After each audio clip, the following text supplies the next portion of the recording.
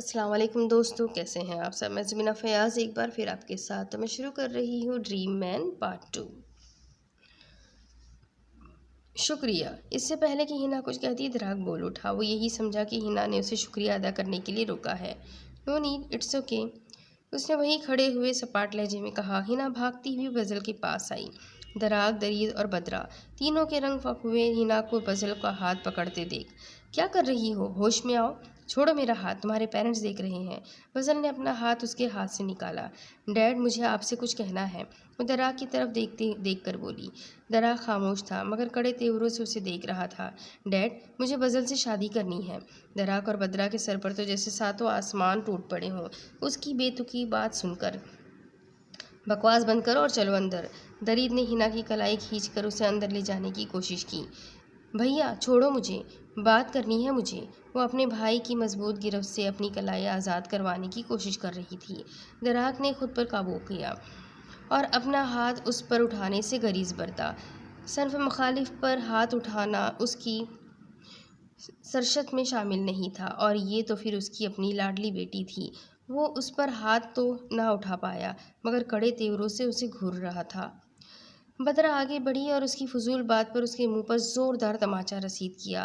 وہ اپنے جلتے ہوئے گال پر ہاتھ رکھے بے یقینی سے اپنی ماں کی طرف دیکھنے لگی جس نے ہمیشہ اسے پھولوں کی طرح رکھا تھا۔ آج اس پر ہاتھ اٹھایا؟ بزل آفندی نے وہاں سے فی الوقت چلے جانا ہی مناسب سمجھا۔ وہ اپنی گاڑی میں بیٹھ کر وہاں سے نکل گیا، جبکہ درید اسے بازو سے گھسیٹتا ہوا اندر لے گیا اور اس کے کمرے میں جا کر پٹکنے کے انداز میں چھوڑا۔ تمہارا دماغ خراب ہو گیا ہے؟ تمہیں اپنی اور اس کی عمر میں فرق نظر نہیں آتا؟ ہمارے بابا کی عمر کا ہے وہ، تم جانتی ہو، اور تم جانتی بھی ہو اسے، وہ بلند آواز میں بولا۔ بھائیو، تمہیں پتہ ہے یہ وہی ہے جو بچپن سے میرے خوابوں میں آتا ہے۔ بدرا جو کمرے میں داخل ہوئی ہنا کی آخری بات سن کر ٹھڑکی۔ درید، تم جاؤ اپنے کمرے میں آرام کرو، میں دیکھتی ہوں اسے، بدرا نے سپاٹ لہجے میں کہا۔ درید ایک خفگی بھری نگاہ اس پر ڈال کر لمبے لمبے ڈگ بھرتا ہوا باہر نکل گیا۔ ہنا نے ناراضگی سے اپنے چہرے کا رخ دوسری طرف پھیرا۔ اسے تازہ پڑے تھپڑ پر ناراضگی تھی۔ شرم نہیں آئی اپنے باپ اور بھائی کے سامنے اپنی شادی کی بات کرتے ہوئے؟ ایسی تربیت دی ہے میں نے تمہیں؟ بدرا نے تلخ انداز میں پوچھا۔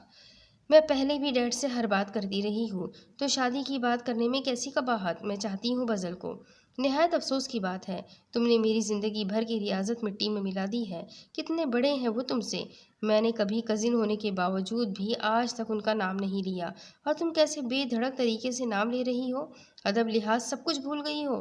مما پلیز ڈیڈ کو منا لے، مجھے اسی سے شادی کرنی ہے، وہ منت بھرے انداز میں بولی۔ میں تمہیں کیا سمجھا رہی ہوں اور تم ابھی بھی وہی اٹکی ہوئی ہو؟ ساری غلطی ہماری ہی ہے جو ہم نے تمہیں اتنی چھوٹ دی کہ تم ہمارے ہی منہ کو آ رہی ہو۔ مما پلیز بات کو سمجھنے کی کوشش تو کریں نا، میں ان کے بغیر مر جاؤں گی، اس کے لہجے میں تڑپ تھی۔ اس ٹاپک پر ہم پھر بات کریں گے، سب سے پہلے اپنے یہ بےہودہ کپڑے تبدیل کرو، میں ابھی تمہیں اپنی شلوار قمیض لا کر دیتی ہوں، وہ پہنو، آج کے بعد مجھے تم جینس میں نظر نہ آؤ۔ مما یہ کیا بات ہوئی؟ میں شروع سے ہی جینس پہنتی ہوں، ڈیڈ نے بھی مجھے کبھی منع نہیں کیا، پھر اب کیوں؟ اصل میں تمہارے بابا نے ہی تمہارے نخرے اٹھا کر تمہیں خراب کر رکھا ہے۔ ہر باپ کے لیے اس کی بیٹی ایک شہزادی ہوتی ہے، اس کی ہر چھوٹی سے چھوٹی خواہش پوری کرنا اپنا فرض سمجھتا ہے۔ تمہارے بابا نے بھی آج تک تمہاری ہر خواہش پوری کی، بنا کہے سب کچھ فراہم کیا، بے لوث محبت کی۔ بدلے میں تم نے کیا دیا انہیں؟ گھٹیا انسان کے سامنے اپنے باپ کو رسوا کر دیا۔ مما ایسے مت کہے اسے، بزل ایسے نہیں ہے، آپ انہیں غلط سمجھ رہی ہے، میں آپ کو بتاتی ہوں سچائی کیا ہے۔ مما وہ آپ سے سچ میں پیار کرتا تھا، آپ کے ساتھ غلط نہیں کرنا چاہتا تھا، مگر نشے میں ان سے وہ سب کچھ ہو گیا، اور انہیں اس بات کا بہت پچھتاوا بھی ہے۔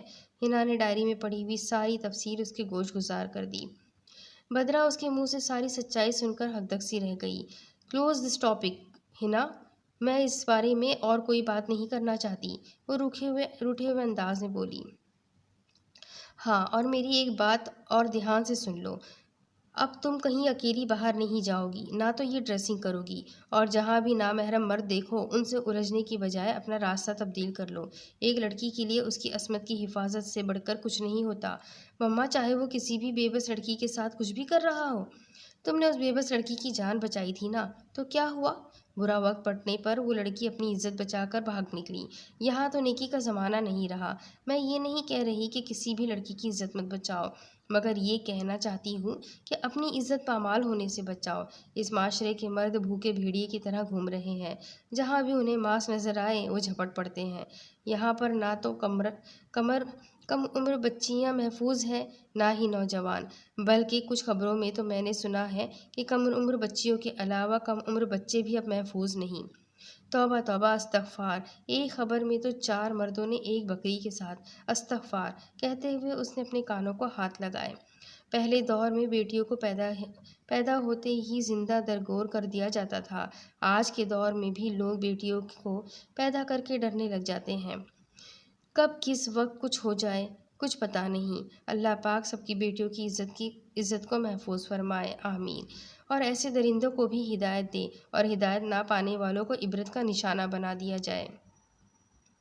تم خوش قسمت تھی جو بچ گئی، ورنہ ہر لڑکی کی قسمت تم جیسی نہیں ہوتی۔ نہ جانے خدا کو ہماری کون سی نیکی پسند آئی جس نے تمہیں محفوظ رکھا ہے۔ میں تو اپنے پروردگار کا لاکھوں کروڑوں بار شکر ادا کرتی ہوں۔ تمہارے ساتھ ہوتے ہوئے بھی میں کچھ نہیں کر پا رہی تھی۔ تم ایک ماں کی لاچاری اور بے بسی سے بے خبر ہو۔ تمہیں کیا پتا میرے دل پر اس وقت کیا بیت رہی تھی۔ کہتے ہوئے بدرا نے ہنا کی طرف دیکھا۔ دونوں کی آنکھوں سے آنسو متواتر بہہ رہے تھے۔ وہ دونوں ایک دوسرے کے گلے لگی اپنا غم بانٹنے لگی۔ بدرا نے اس کا سر تکیے پر رکھا اور اس کے بالوں میں انگلیاں چلانے لگی۔ کچھ ہی دیر میں ہنا روتے ہوئے نیند کی وادیوں میں اتر گئی۔ وہ کمفرٹر میں دب کے سو رہی تھی۔ کمرے کا ماحول خوفناک تھا جب ایک بے چینی اور اضطراب نے اس کو اپنی لپیٹ میں لینا شروع کر دیا۔ پیشانی پر پسینے کی ننھی بوندیں نمودار ہوئی، بازو بھی حرکت میں آئے اور زور سے وہ سر کو تکیے پر دائیں سے بائیں پٹک رہی تھی۔ نہیں بزل، میں تمہیں کچھ نہیں ہونے دوں گی، ہاتھ دو مجھے اپنا۔ اس کی بڑبڑاہٹ بلند ہو رہی تھی۔ وہ روتے ہوئے بول رہی تھی۔ بدرا جو ابھی کچھ دیر پہلے سوچوں میں گم جانے کب اس کے پاس سو گئی تھی اسے پتہ نہیں چلا تھا۔ ہنا کی نیند میں بڑبڑاہٹ سے اس کی نیند میں خلل پڑا۔ مجھے چھوڑ کر مت جاؤ، اس کی کرب زدہ آواز سنائی دی۔ ہنا کیا ہوا ہے بتاؤ۔ بدرا نے اس کا کندھا ہلا کر اسے جگانے کی کوشش کی۔ وہ ہڑبڑا کر اٹھ بیٹھی۔ پسینے سے اس کا وجود شرابور تھا، حلق سوکھ گیا تھا، آنکھوں سے متواتر آنسو بہہ رہے تھے۔ مما بزل کو بچا لو، اسے کچھ ہو جائے گا، مجھے ان کے پاس جانے دو۔ نہیں، انہیں میری ضرورت ہے، بدرا کے ہاتھوں کو تھام کر التجائیہ نظروں سے کہہ رہی تھی۔ ہنا یہ تم کیا کہہ رہی ہو؟ ضرور تم نے کوئی برا خواب دیکھا ہے۔ کچھ بھی نہیں ہے اور نہ کچھ ہوگا۔ شاباش، چپ کر جاؤ۔ بدرا نے ہاتھ بڑھا کے لیمپ آن کیا اور اسے پیار سے پچکار کر چپ کروانے کی کوشش کرنے لگی۔ ماں کا سہارا پا کے وہ بلک بلک کر رو پڑی۔ بدرا کا دل اس کی حالت پر کٹا۔ وہ اس کے بہتے ہوئے آنسو پوچھ کر اسے تسلی دینے لگی۔ کچھ ہی دیر میں اس کی حالت میں بہتری آئی تو وہ پھر سے سو گئی۔ بدرا لائٹ بند کیے بنا آواز کیے کمرے سے باہر نکل گئی تاکہ اس کی نیند میں پھر سے خلل نہ پڑے۔ ہنا نے کمرے میں کسی کو بھی موجود نہ پا کر اپنی آنکھیں کھولیں۔ سائڈ پر رکھے لیمپ کی روشنی میں اسے سب واضح طور پر دکھائی دینے لگا۔ وہ آہستگی سے اپنے اوپر سے کمفرٹر ہٹائے نیچے اتری اور پاؤں میں جوتا پھنسائے چل کر کبرڈ تک آئی۔ وہی بدرا کا بلیک ڈریس نکال کر پہنا۔ باہر نکل کر اسٹور روم سے ہی پرانے کپڑوں میں سے اپنے گرد بڑی سی مردانہ شال لپیٹ کر آدھے چہرے کو ڈھانپ لیا۔ آنکھوں پر ڈارک گرین کلر کے گوگلز چڑھائے وہ کار کی چابیاں لیے آہستگی سے چلنے لگی۔ اپنے کلچ میں دیکھا جہاں ابھی بھی پیسے موجود تھے۔ ارد گرد نگاہ دوڑائی مگر پورے گھر میں اس وقت خاموشی اور اندھیرے کا راج تھا۔ وہ دھیمی رفتار سے چلتی ہوئی باہر آئی اور گاڑی لیے گھر سے نکل گئی۔ وہ اس وقت گاڑی میں بیٹھے ہوئے تقریباً مردانہ انداز اپنائے ہوئے تھی تاکہ کسی کو اس کی لڑکی ہونے پر شک نہ ہو۔ سردی کا موسم ہونے کی وجہ سے اس کی شال اور مفلر اس طرح لپیٹنے سے کسی کو بھی کوئی شک نہیں ہو رہا تھا۔ راستے میں ہی اسے فجر کی اذان بھی سنائی دی مگر وہ ریش ڈرائیونگ کرتے ہوئے بس اپنی منزل مقصود تک پہنچنے ہی والی تھی۔ پرندوں کے چہچہانے کی آوازیں سنائی دینے لگی۔ پرندوں کے غول اپنی خوراک کی تلاش میں اپنے گھونسلوں سے نکل چکے تھے اور آسمان پر اڑ کر اس خوبصورتی میں مزید اضافہ کر رہے تھے۔ ہرے بھرے درخت لہلہا کر خدا کی حمد و ثنا کرنے میں مشغول تھے۔ وہ سارا راستہ اپنی اور بزل کی سلامتی کی دعائیں مانگتی رہی۔ دل عجب خوف و وسوسے میں مبتلا تھا۔ وہ ڈرے دل اور سہمے ہوئے انداز میں یہ سفر طے کر رہی تھی۔ تھوڑی ہی دیر میں سورج نے آسمان کا پردہ چاک کیا اور اپنی سنہری کرنیں ہر صوبے گھیر دی۔ اب سورج اپنے پورے آب و تاب سے چمک رہا تھا۔ وہاں پہنچتے ہوئے دھوپ تقریباً سر پر چڑھ آئی تھی۔ ہنا نے گھر کے باہر گاڑی روکی۔ گیٹ پر ہی ڈرائیور پلس گارڈ فیصل موجود تھا، جو گاڑی کو چمکانے میں مصروف تھے۔ وہ اپنا چشمہ، شال اور مفلر اندر کار میں پھینک کر باہر نکلی اور اندر کو بڑھی۔ بی بی جی، آپ پھر یہاں؟ وہ حیرت انگیز لہجے میں بولا۔ دروازہ کھولو، مجھے اندر جانا ہے، وہ سپاٹ انداز میں بولی۔ مگر کھولتے ہو یا بزر سے تمہاری شکایت لگوا کر آج ہی تمہیں یہاں سے فارغ کروا دوں؟ اچھے سے جانتے ہیں وہ مجھے۔ چلو جلدی کرو، وہ اسے اٹل لہجے میں دھمکی دے کر بولی۔ جی اچھا، پہلے تو وہ کچھ کشمکش کا شکار ہوا، مگر یہ سچ ہوا جو اس لڑکی نے کہا تو وہ کہیں اپنی نوکری سے ہاتھ نہ دھو بیٹھے۔ اسی ڈر سے اس نے ہنا کی بات مان کر گیٹ کھول دیا اور بے خوفی سے اندر داخل ہوئی۔ سیڑھیاں عبور کرتے ہوئے وہ اوپری منزل پر آئی جہاں اس کا کمرہ تھا۔ اس نے دھیرے سے نوب گھما کر دروازہ کھولا۔ کمرہ نیم تاریکی میں ڈوبا ہوا تھا۔ شاید وہ بھی دیر رات گھر پہنچا تھا، اسی لیے اب تک سویا ہوا تھا۔ ہنا نے اس کے قریب آ کر چہرے پر نظر ڈالی اور اسے صحیح سلامت دیکھ سکون کا سانس لیا اور دل ہی دل میں خدا کا شکر ادا کیا۔ وہ بستر پر اس کے قریب بیٹھے اسے نہارنے لگی۔ وہ جو گہری نیند میں سویا ہوا تھا، اپنے قریب کسی کی موجودگی کو محسوس کر کے اپنی نیند سے بوجھل آنکھیں کھول کر دیکھا تو حیرت کی انتہا نہ رہی۔ وہ اس کے بالکل قریب، اس کے بالکل سامنے موجود تھی، وہ بھی اسی ڈریس میں، سر پر دوپٹہ اوڑھے، بالکل بدرا کا روپ لیے، جیسے آج سے سالوں پہلے کی گزری رات ایک بار پھر لوٹ آئی ہو۔ اس کی بوجھل آنکھیں پل بھر میں پوری کھلی۔ وہ کوئی خواب نہ تھا، وہ سچ میں اس کے سامنے تھی اور اس کی طرف دیکھتے ہوئے مسکرا رہی تھی۔ اسے پھر سے یہاں دیکھ کر اس کا خون کھولنے لگا۔ اس بار وہ خود پر قابو نہ رکھ سکا اور ایک جاندار قسم کا تھپڑ اس کے گال پر مارا کہ وہ دھان بان سی لڑکی لہراتی ہوئی بستر سے نیچے فرش پر گری۔ وہ بے یقین ڈبڈبائی ہوئی نظروں سے اسے دیکھنے لگی، جس کے لیے وہ ساری دنیا سے لڑ رہی تھی، اپنی عزت اور جان کی پرواہ کیے بنا۔ صرف اس کی خیریت جاننے یہاں تک پہنچ گئی تھی۔ اس نے اس کے دلی جذبات کو مجروح کر دیا، پل بھر میں دو کوڑی کا کر دیا۔ تمہاری ہمت بھی کیسے ہوئی پھر سے میرے گھر میں میرے کمرے تک آنے کی؟ اس روپ میں خود کو ڈھالنے کا مقصد؟ کیوں ایک بار پھر سے میری زندگی کو عذاب میں مبتلا کرنا چاہتی ہو؟ پیچھا کیوں نہیں چھوڑ دیتی تم میرا؟ قہر بھار نگاہوں سے دیکھ کر کہتا ہوا۔ اس وقت اذیت کے آخری مراحل میں سرگردہ تھا وہ۔ بہت مشکل سے سنبھالا ہے میں نے خود کو، کیوں ایک بار پھر سے مجھے توڑنا چاہتی ہو؟ اس بار مجھ میں ہمت نہیں، میں نہیں سنبھال پاؤں گا خود کو۔ وہ اپنے سر کے بالوں کو اپنی مٹھیوں میں جکڑتا ہوا بولا۔ وہ گہری سانس لیتے ہوئے خود کو نارمل کر چکا تھا۔ پاس رکھا اپنا موبائل اٹھایا۔ اپنے والد کا نمبر بتاؤ۔ وہ اپنی ہلکی سبز آنکھوں سے جب سرخی مائل دکھائی دے رہی تھی، ان سے اسے دیکھ رہی تھی۔ آنکھوں میں ہزاروں شکوے ہلکورے لے رہے تھے۔ نمبر بتاؤ، مگر وہ نظر انداز کرتے ہوئے بولا کم دہاڑا زیادہ تھا۔ اس کا دل سہمی ہوئی چڑیا کی مانند رک کر پھر سے دھڑکا تھا۔ وہ اسے لڑکھڑاتی آواز میں نمبر بتانے لگی۔ ہیلو، السلام علیکم۔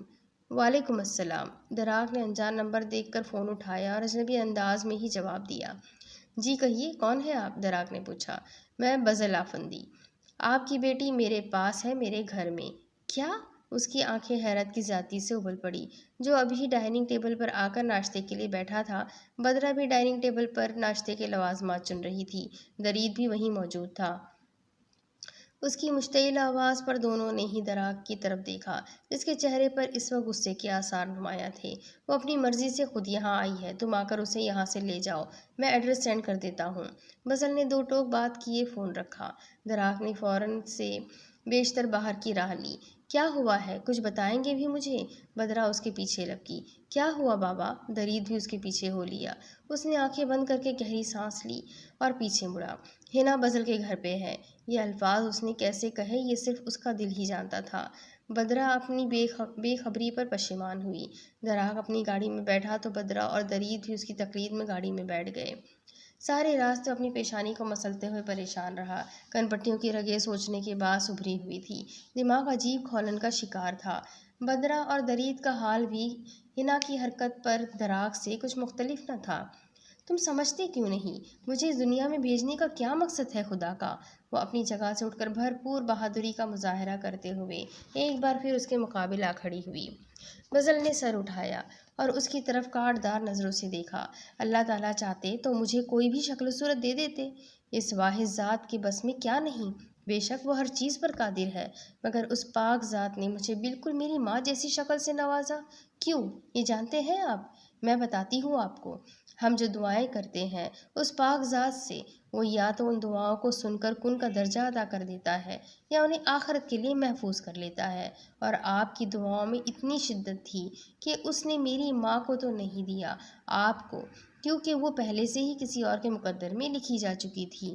ان کے بدلے انہوں نے مجھے بنا کر آپ کو آپ کی دعاؤں کا تحفہ عطا کیا ہے۔ آپ کو آپ کے صبر کا پھل مل رہا ہے اور آپ خدا کے انعام سے انکار کر رہے ہیں۔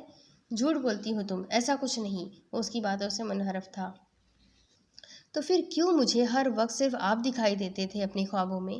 کیوں میرا دل ہوش سنبھالنے کے بعد صرف آپ کے لیے دھڑکنے لگا؟ بتائیے، اس بات کا کوئی جواب ہے آپ کے پاس؟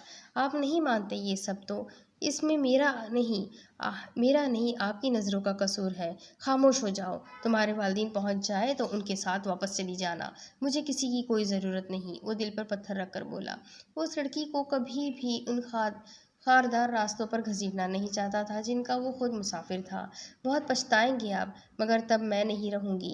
جتنا بھی بلائیں گے میں کبھی لوٹ کر نہیں آؤں گی، وہ ڈوبے دل سے بولی۔ بزل غصہ بھری نگاہوں سے اسے دیکھتے ہوئے تن فن کرتا روم سے باہر نکل گیا اور وہ شکستہ وجود لیے وہیں ڈھہ سی گئی۔ بزل آفندی لاؤنج میں موجود تھا جب دراگ، بدرا اور درید وہاں پہنچے۔ تینوں کے چہرے بے تاثر تھے۔ بزل بھی خاموش تھا۔ ہادیہ، ملازمہ نے چائے سرو کی۔ دراگ نے ہاتھ اٹھا کر اسے روک دیا۔ ہادیہ، اسے بلا کر لاؤ، بزل سپاٹ آواز میں بولا۔ کچھ دیر بعد حنا ستے ہوئے چہرے سے نیچے اترتی ہوئی دکھائی دی۔ اس کے چہرے پر ابھی بھی آنسوؤں کے مٹے سے نشان تھے۔ بدرا نے اسے اپنے پرانے وہی سیاہ جوڑے میں دیکھا تو اپنی جگہ سے ہل کر رہ گئی۔ اپنی بیٹی کی حرکت پر دراگ اس قدر شرمندہ دکھائی دے رہا تھا کہ بزل کے سامنے بولنے کی ہمت خود میں مفقود پا رہا تھا۔ آج اس کی بیٹی نے تنہا یہاں آ کر اس کا سر شرم سے جھکا دیا تھا۔ حنا نے اپنے ڈیڈ کی طرف بمشکل نظریں اٹھا کر دیکھا، جن کی آنکھوں میں خفگی، شرمندگی، اس کے مان توڑ دینے کا احساس، جانے کیا کچھ رقم تھا۔ یہ اثر ہوا تھا تمہیں میری باتوں کا؟ بدرا اپنی جگہ سے اٹھ کر تلخ لہجے میں گویا ہوئی۔ سسو، مجھے تم سے یہ امید نہیں تھی۔ کیوں کیا تم نے ایسا؟ درید بھرائے ہوئے لہجے میں اس سے استفسار کرنے لگا، جو اسی کا جڑواں بھائی تھا۔ آپ کی وجہ سے میں اپنوں کے سامنے رسوا ہوئی۔ اب میں آپ کے پیچھے کبھی نہیں آؤں گی۔ جائیے اپنی زندگی ویسے ہی جیے، آپ تنہا جیتے آئے جیسے آپ تنہا جیتے آئے ہیں۔ اب آپ خود میرے پیچھے آئیں گے، میری بات یاد رکھنا۔ وہ پختہ لہجے میں کہتی ہوئی وہاں سے باہر نکل گئی اور جا کر اپنی گاڑی میں بیٹھی۔ دراگ اور بدرا اپنی گاڑی میں بیٹھ گئے، جبکہ بدرا والی گاڑی اب درید ڈرائیو کر رہا تھا۔ وہ سب واپسی کے راستے پر گامزن تھے۔ اس واقعے کو 1 ہفتہ گزر چکا تھا۔ گھر میں ابھی بھی یاسیت کا بھرا ماحول تھا۔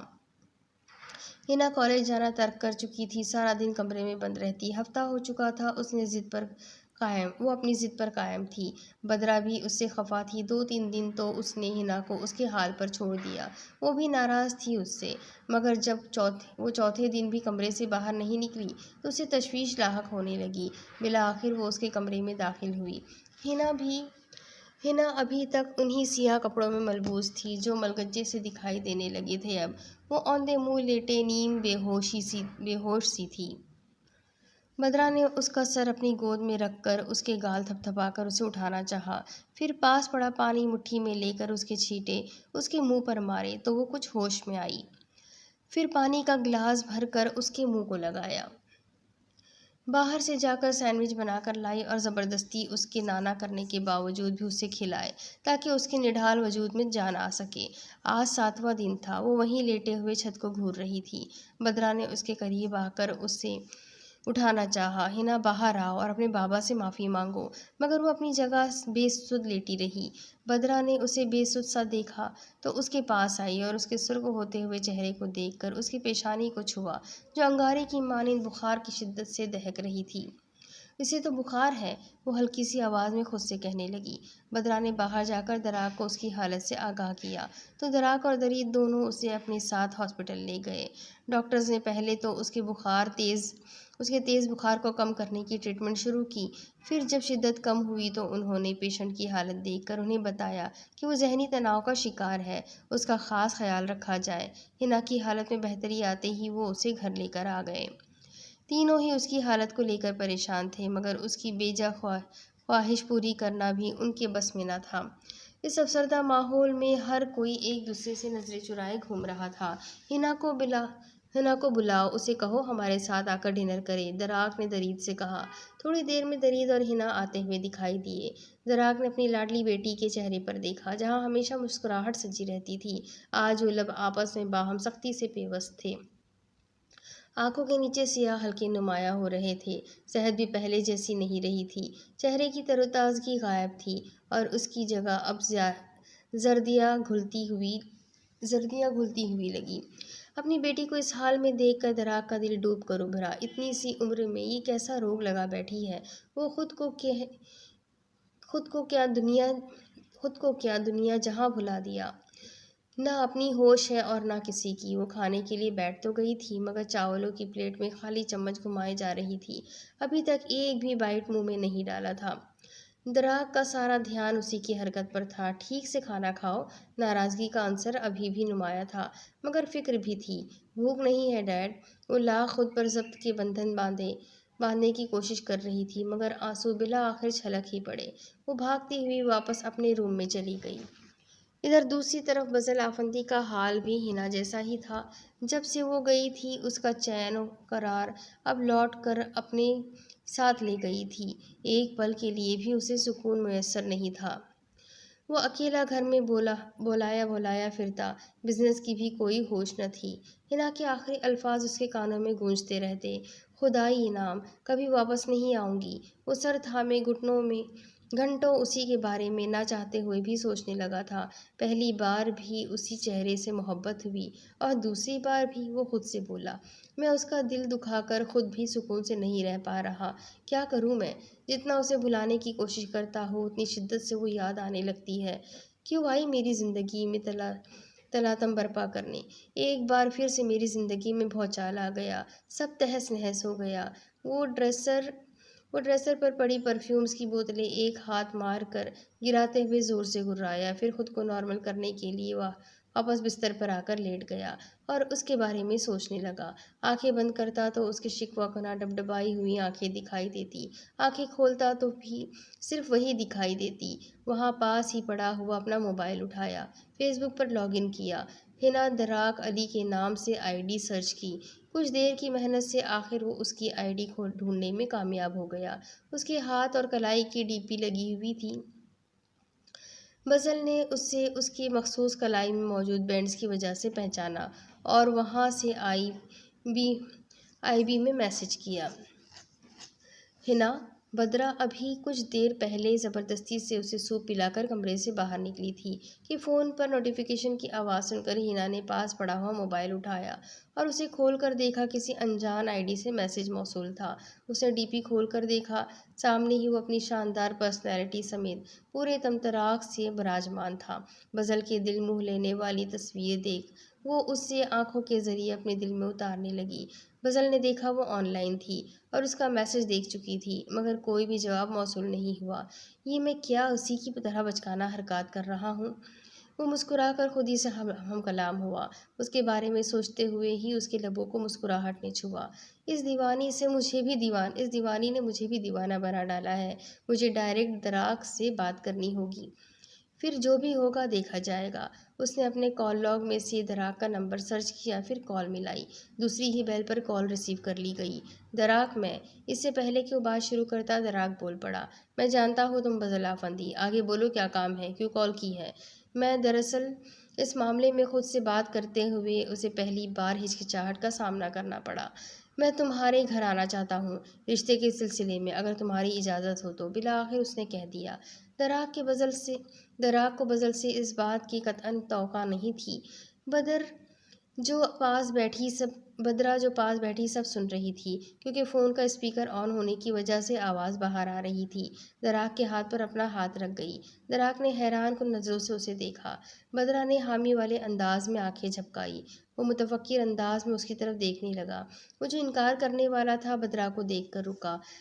بلا لے اسے۔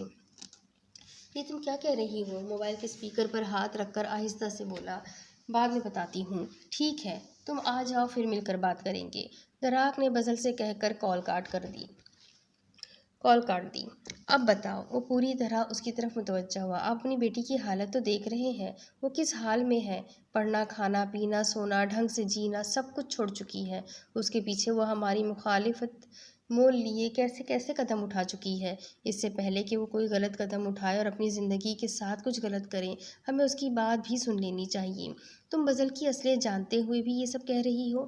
اور کیا میری بیٹی کے لیے بھری دنیا میں صرف ایک وہی رہ گیا ہے؟ لوگ کیسی کیسی باتیں بنائیں گے۔ اپنی سے دگنی عمر کے انسان سے شادی، اس کے لیے میں جلد ہی ایک اچھا سا رشتہ تلاش کرتا ہوں اور اسے رخصت کرتا ہوں۔ شادی کے بعد خود ہی سب بھول جائے گی۔ جو اس کی حالت ہے اور جو اس کی ضد ہے، وہ کبھی بھی کسی اور سے شادی نہیں کرے گی۔ میں جانتی ہوں اسے اچھے سے۔ لوگوں کا تو کام ہی کہنا ہے۔ وہ تو کسی حال میں کسی کو بھی خوش نہیں رہنے دیتے۔ ہمارے نبی پاک صلی اللہ علیہ وسلم، حضرت محمد صلی اللہ علیہ وسلم نے بھی کہا ہے کہ اس سلسلے میں لڑکی کی رائے ضرور جانیے۔ اگر وہ ایسا چاہتی ہے تو کیوں نہ ہم اس کی یہ خواہش بھی پوری کر دیں۔ اگر اس کی پوری زندگی کا سوال ہے، اسے ہم سے یہ شکایت تو نہیں ہوگی کہ ہم نے اس کی سنی نہیں۔ اس بارے میں آپ سے بہتر اور کون جانتا ہے کہ من پسند جیون ساتھی مل جائے تو طویل زندگی گزارنا کتنا سہل ہو جاتا ہے، اور اگر جیون ساتھی من پسند نہ ملے تو ایک ایک پل کانٹوں پر گزرتا ہے۔ میں اس کی طرفداری نہیں کر رہی، مگر آپ کو یہ سب یاد دلانا بھی میرا فرض ہے۔ میں بزل کے بارے میں سب جانتے ہوئے بھی یہ کہہ رہی ہوں۔ مجھے لگتا ہے اب وہ پہلے جیسا نہیں رہا۔ اللہ تعالیٰ میری بیٹی کے نصیب نیک اور اچھے کرے۔ میں تو بس اس کے لیے دعا ہی کر سکتی ہوں۔ آج کل معاشرے میں کیا ہو رہا ہے، ہر طرف جن لڑکیوں کی ارینج میرج ہوتی ہے، زیادہ تر وہ بھی اپنی زندگی سے ناخوش ہے، جبکہ جن لڑکیوں کی لو میرج ہوئی وہ بھی ناخوش ہے۔ ہم کیوں نہ اپنی بیٹی کی قسمت کا فیصلہ اس پیارے رب العالمین پر چھوڑ دیں۔ وہ جو بھی کرے گا اس کے لیے بہترین ہی کرے گا۔ دراق گہری سوچ میں ڈوبا اپنی ہمسفر کی کہی گئی باتوں کے بارے میں سوچنے لگا، مگر ابھی اس کی تعلیم بھی مکمل نہیں ہوئی۔ دراق نے ایک اور نکتہ نکالا۔ آپ بزل آفندی سے اس سلسلے میں بات کر لیں کہ نکاح ہو جائے، مگر رخصتی تعلیم مکمل ہونے کے بعد ہوگی۔ یہ تم نے ٹھیک کہا۔ دراق اس کی بات پر تھوڑا متفق ہوا۔ ایک بات کہوں؟ بدرا نے مسکرا کر پوچھا۔ ہاں کہو نا۔ آپ اپنی بیٹی کو اتنی جلدی خود سے دور نہیں کرنا چاہتے، اسی لیے سارے بہانے بنا رہے ہیں۔ دراق اس کی بات سن کر دھیمے سے مسکرانے لگا۔ مگر اس بات پر درید کا کیا رد عمل ہوگا؟ بدرا کو اپنے بیٹے کی وجہ سے تشویش لاحق ہوئی۔ تم اس کی فکر مت کرو، میں خود اس سے بات کروں گا۔ جس طرح ہم نے صرف اور صرف اپنی بیٹی کی محبت میں ہار مانی ہے، ویسے ہی اسے بھی اپنی بہن کی خوشی زیادہ عزیز ہوگی۔ دراق نے بدرا کو تسلی دی۔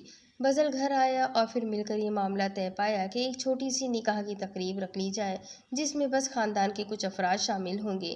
ہنا کو جب پتہ چلا تو پہلے تو اسے یقین ہی نہیں آیا۔ کیا واقعی سچ میں اس کی مما ڈیڈ مان گئے؟ جب درید نے اسے یہ خبر دی کہ باہر بزل افندی نے بات کی ہے اور دراق مان گیا ہے، تو اس کے اداس چہرے پر مسکراہٹ بکھر گئی۔ میں تمہیں بتا نہیں سکتی درید بھائیو، میں کتنی خوش ہوں۔ یہ کہتے ہی وہ اس کے گلے لگی۔ درید نے اس کا شانہ تھپ تھپا کر اسے اپنے ساتھ کا یقین دلایا۔ میں دل سے دعا کرتا ہوں کہ میری بہن ہمیشہ یوں ہی ہنستی مسکراتی ہوئی رہے۔ وہ اس کی جدائی کا سوچ کر ہی اداس ہوا تو گلوگیر لہجے میں بولا، بھائیو تم فکر مت کرو، میں تمہیں واپس آ کر ویسے ہی تنگ کیا کروں گی۔ درید مسکرا دیا، اسے پہلے جیسے لب و لہجے میں لوٹتے دیکھ۔